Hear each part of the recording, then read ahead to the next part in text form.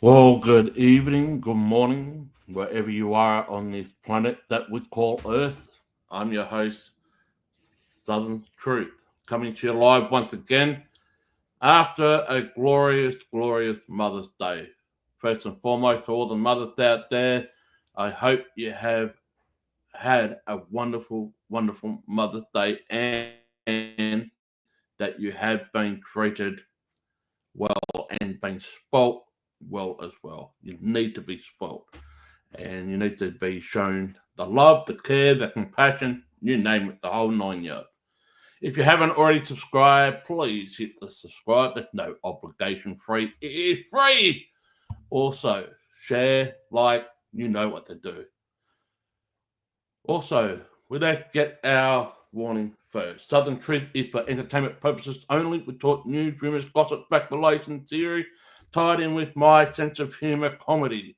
Also, all names that are mentioned are alleged and they're innocent to proven guilty in the court of law. I am no lawyer, judge, or executioner, and I'm not a person of any form of law degree. I am just stating my own opinions, and that's what they are, just solely opinions. Everyone has an opinion, like ourselves, everyone's got one. So if you'd like to form your opinion in this episode of what we are actually talking about, please do. And they are not any affiliated opinions that are directed to me. I do want to say this also. If you want to look into more in-depth insight in what we're talking about, do your own research. Don't do what some people do, take everything as gospel. Do your own research and open your mind up, and you will make up your own mind and decisions, therefore. So, once again, I hope everybody had a wonderful, wonderful Mother's Day. And if any fathers out there who are playing two roles, the mother and the father, because of circumstantial difficulties, well, happy Mother's Day to you too. But anyway, what are we talking about? Well, we're going back to what we've been talking about, the missing Beaumont children and the Adelaide Oval abduction. They happen in different times. The Beaumont children happened in 1966. The Adelaide Oval abduction happened in 1973. Children went missing. 1966, 3 children went missing. 1973, 2 children went missing. But when you look at the flip side of it all, no one has been charged or even convicted in the disappearance of the Beaumont children, and no one has been convicted or charged for the abduction of the 2 girls that went missing at Adelaide Oval. No one. There's been alleged suspects, there's been allegations, there's been a lot of speculation, rumour, gossip, you name it, the whole 9 yards. But no one has been convicted. No one's been charged with anything where it comes to unaliving children or SAing children. And if you know what I'm talking about, SA, just type it in the chat room. But no one has been charged or even convicted or been found guilty of anything. It's still an open case. It's a cold case, unfortunately, because it's been going on for so long, been unsolved. But this is a question I want to ask the audience who have been paying attention to this case and whatnot. And in any way, shape, or form, I am not bashing anybody. I am not slandering anyone. I'm just taking from a personal testimony, a statement that came out yesterday, and I'm just going to read it, and then we're going to talk about it and open up questions and our opinions, right? So, a person that was highly alleged to do the Beaumont children disappearance and slash unaliving them is a person by a name, one of the persons being named, but this person's been named a lot.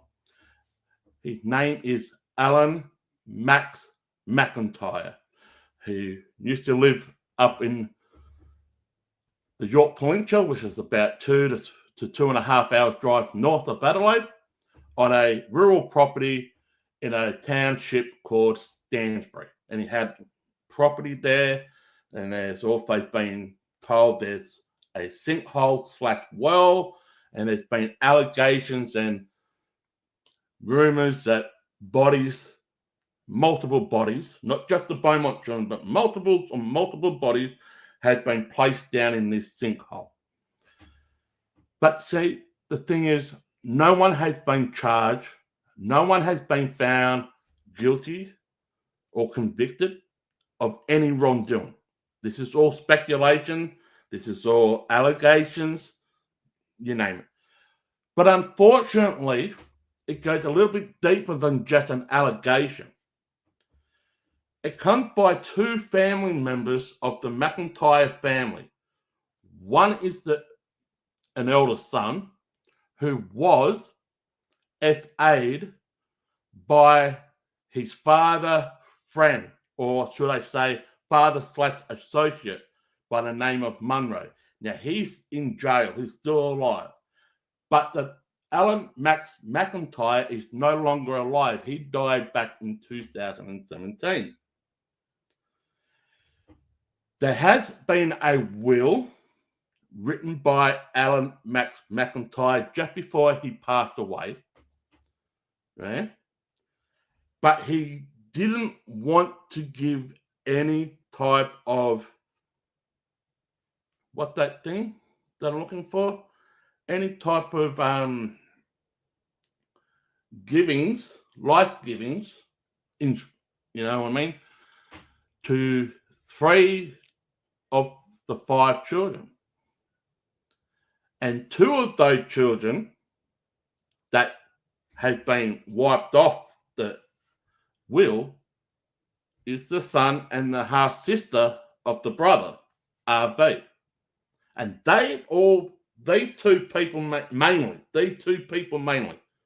the son and RV, had been accusing and alleging that their father was the one involved in multiple of other cases that has occurred here in South Australia.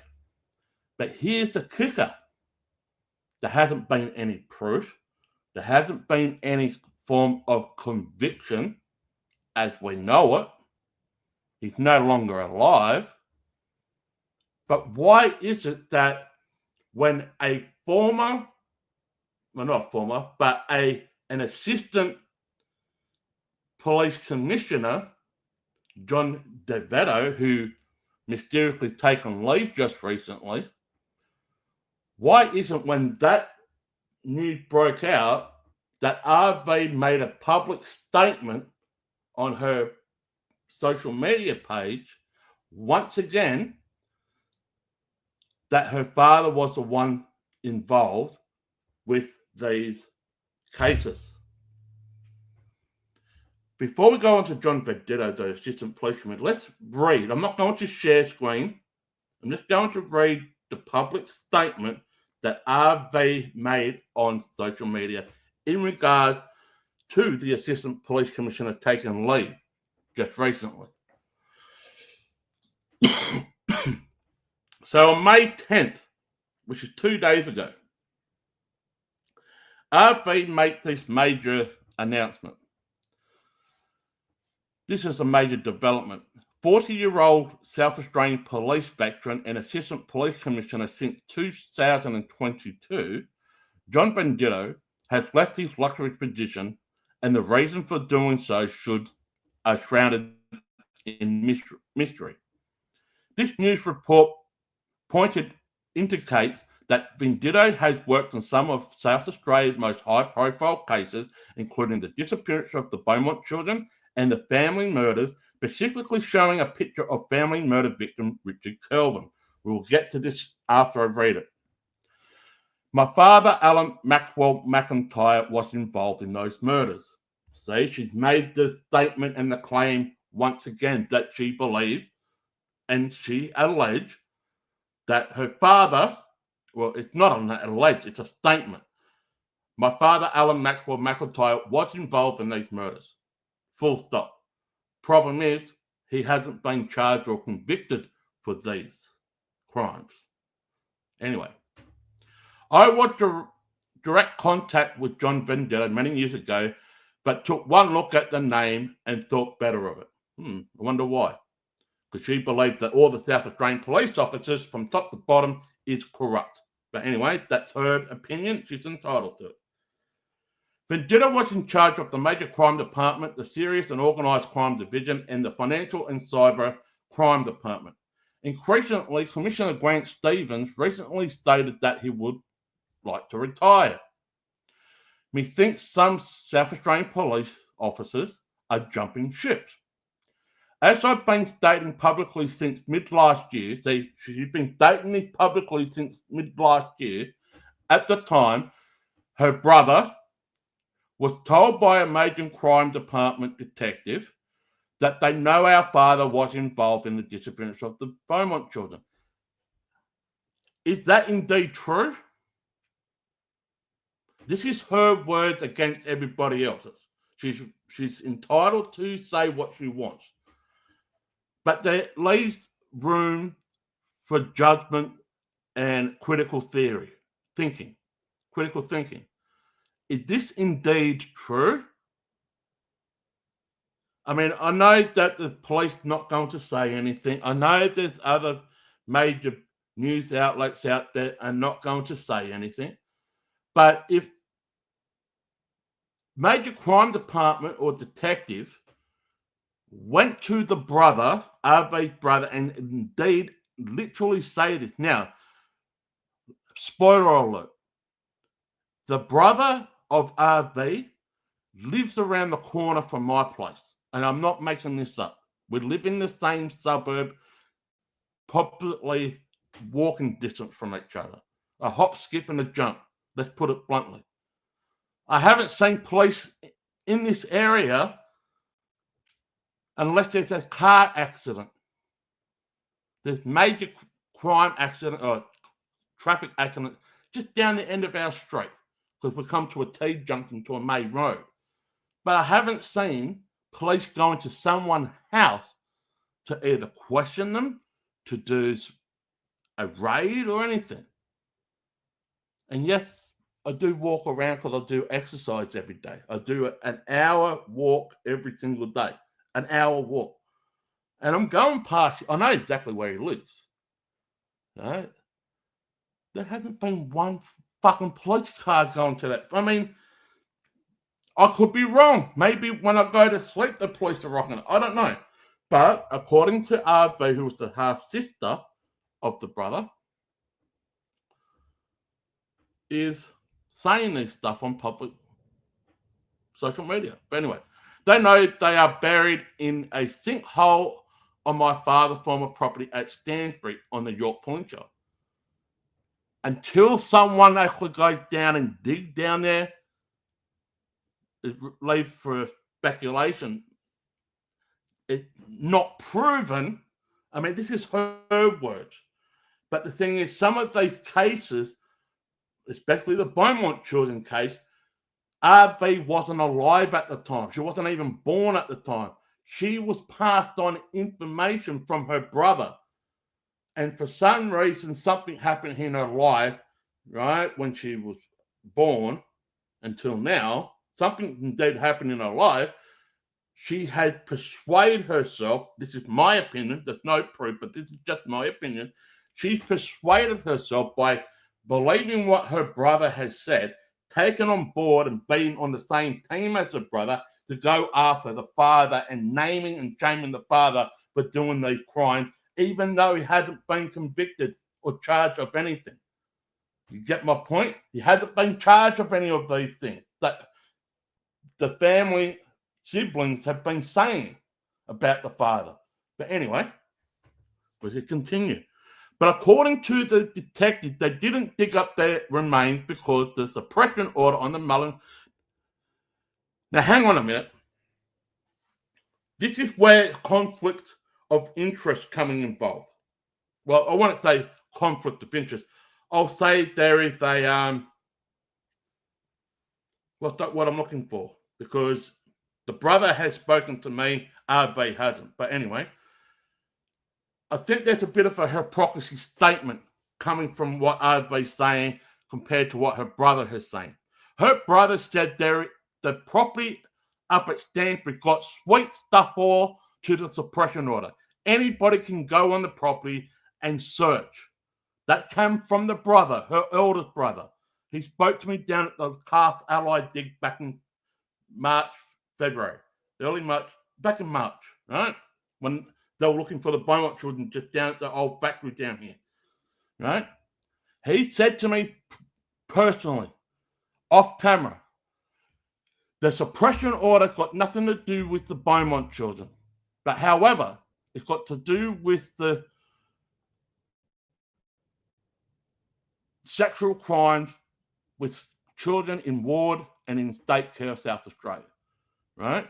But however, the property, Danbury property that they are thinking of where the sinkhole is, got nothing to do. The sinkhole is not mentioned in, according to the brother, the sinkhole got nothing to do with the Mulligan inquiry.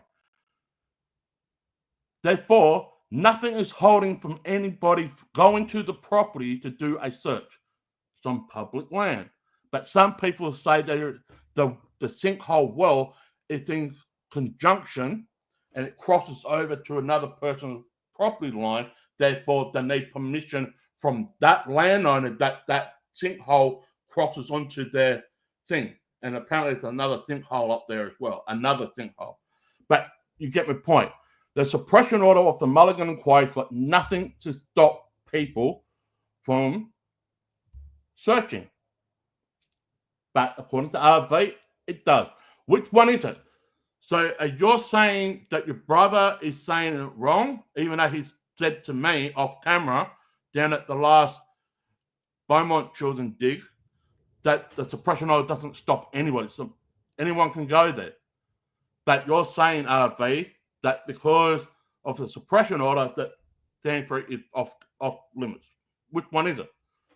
Anyway, the Beaumont Children are outside the terms of reference of that inquiry, yeah, proving what my two siblings and I have been officially stating since 2006, that our father was involved in abduction, abuse, torture, and unaliving of countless wards of states over the decade.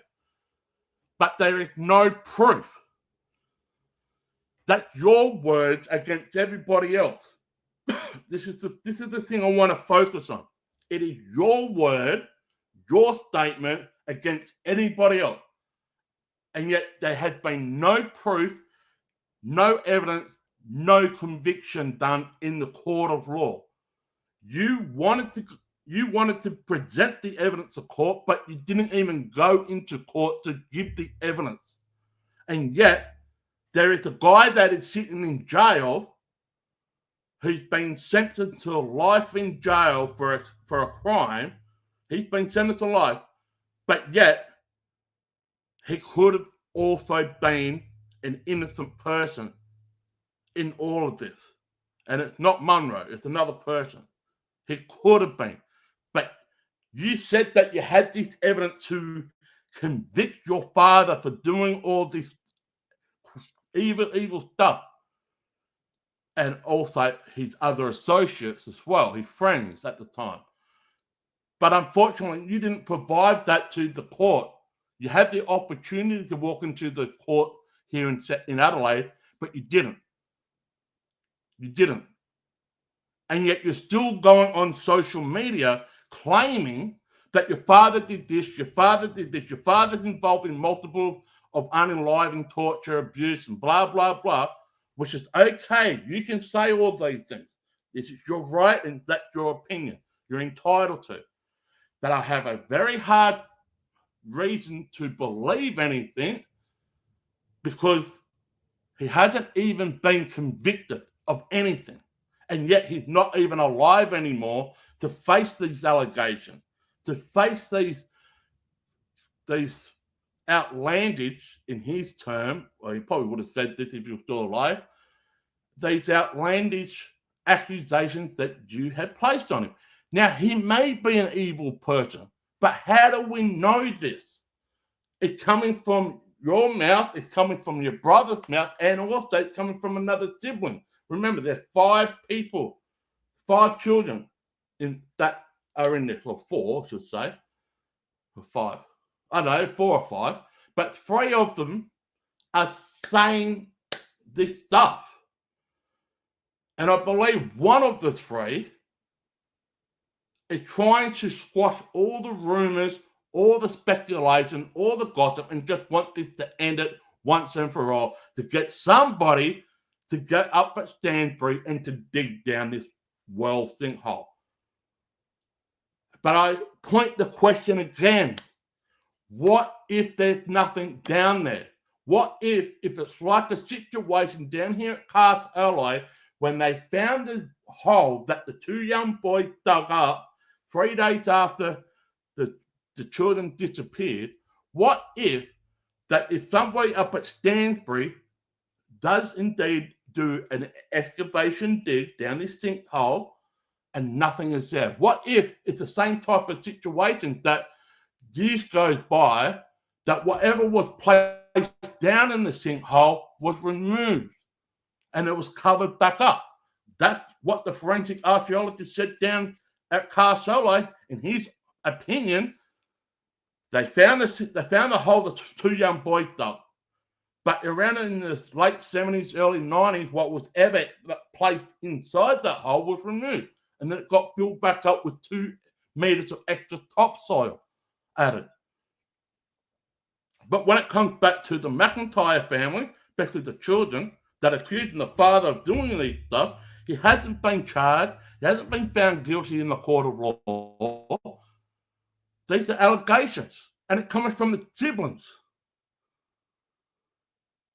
But I want to ask this question. What does the general public believe? He hasn't been charged or found guilty of anything wrongdoing, right?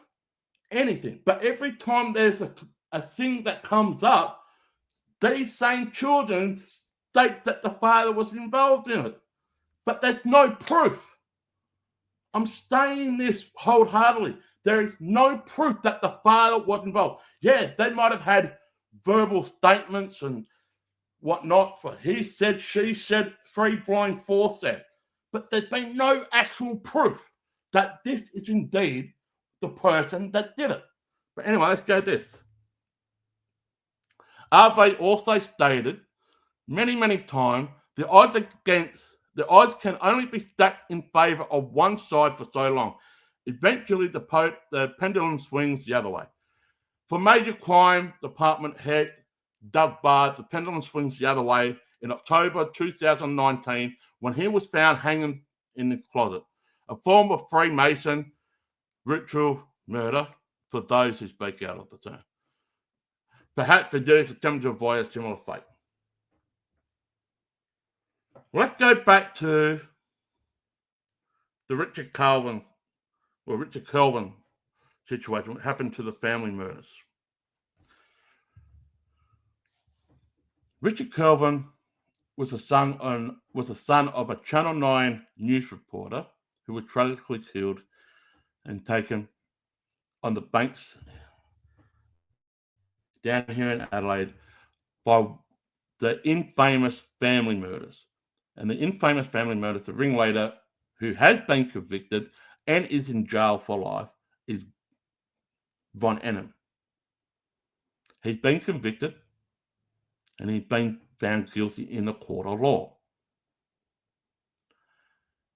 According to that statement by RV, she's saying that her father was involved. But there's no proof. The father is no longer alive, like I said. The father passed away in 2017. But every time there is a case, an infamous case, I mean, thank goodness at this present time, she hasn't stated anything that her father was involved with the bodies in the barrel unalivings up at Snowtown, because those people that were involved in Snowtown were sentenced to jail. And it's one of the biggest crimes here in South Australia. I'm also surprised that RB and the McIntyre siblings haven't said anything about the NCAA bombing that happened in the 90s down here in Adelaide, where the bombs detective was blown up from opening a parcel.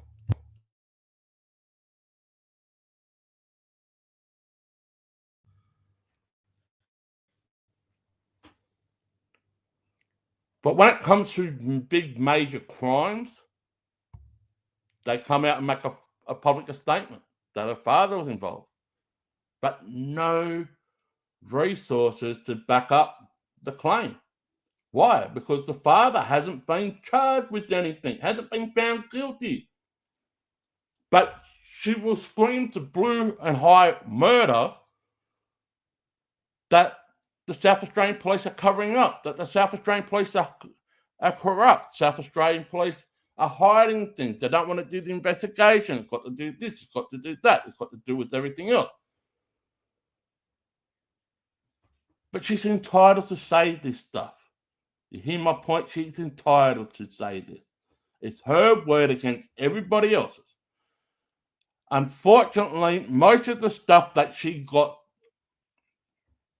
involved herself in after the fact was passed on information by her brother and her other elder sibling. And they just take it on board and try to run with it. And unfortunately, they try to convince the society on these other support groups on social media to state that this is absolute truth and gospel. Maybe so. But with those that have an open mind and don't keep the blinders on, but keep it open to search for answers, the reality is the father has never been convicted for any of the allegations that the siblings have accused the father of.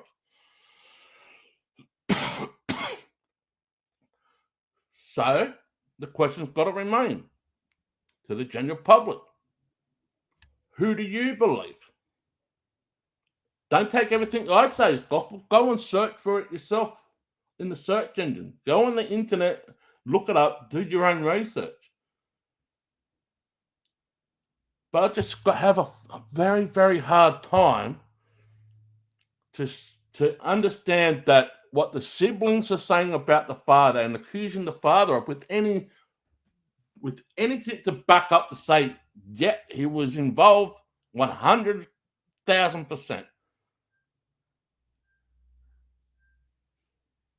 He's no longer alive. So ask yourself a question. Even before he was alive, he was accused as well of all this stuff. But it's even now more prominent that they want to get this site done. And yeah, I'm all for it too. I mean, to close the chapter once and for all, get the Stanford deed done. Let's see if there is indeed anything down there, one way or another, where there's bodies down there or not. They're only going to find out if someone actually does it. But what if there's nothing down there? We're back to square one again. And what are they going to say if that indeed happens? Are they going to come up with other form of accusations, theories, speculations? Because that's basically what these cases are at the moment. It's some of them, not all of them, but some of these cases are run on speculated theories. The other cases are run on circumstantial evidence that can back the claim. Now, this could be the same scenario that there's a lot of circumstantial evidence. But if you want to go back to the Carth Alloy dig, and they were down there for a week, the forensic archaeologist said there was something they put down in the hole down at Carth Alloy, but over a certain period of time, what was ever put inside the hole was removed and got refilled back up. Well, what happened if it's the same scenario up at Stanbury? Who knows? But that's just my opinion. I'm not saying I'm correct. I do want to bring justice and closure to the victim's family. But ask yourself this question. If there's been no form of conviction in any of the allegations that the siblings are saying about their father before he was alive, or before he passed away and after he passed away, then what credibility does that say and have on these siblings? Let's ask this question. I'm not saying they're liars. I'm not saying anything like that. I just find it hard to believe what they're saying.